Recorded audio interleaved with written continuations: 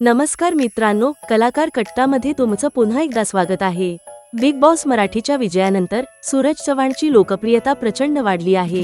Social मीडियावर त्याचा मोठा चाहता वर्ग असून अनेक चाहते त्याला भेटण्यासाठी थेट त्याच्या घरीही जात असतात। मात्र नुकत्याच एका मुलाखतीत सूरजने चाहत्यांशी संबंधित एक धक्कादायक अनुभव सांगितला आहे।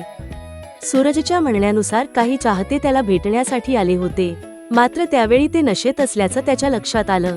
त्यानंतर त्यांच्या वागण्यामुळे घरातील वातावरण बिघडलं आणि कुटुंबियांनाही त्रास सहन करावा लागला।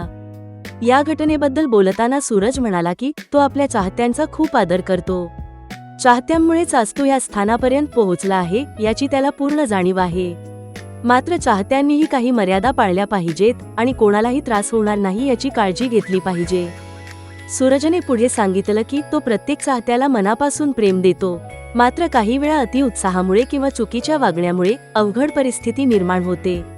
त्यामुळे चाहत्यांनी प्रेम व्यक्त करताना समोरच्याचा आदरही ठेवणं तितकंच महत्त्वाचं असल्याचं त्याने नमूद केलं। दरम्यान सूरजच्या या वक्तव्यानंतर सोशल मीडियावरही विविध प्रतिक्रिया उमटताना दिसत आहेत।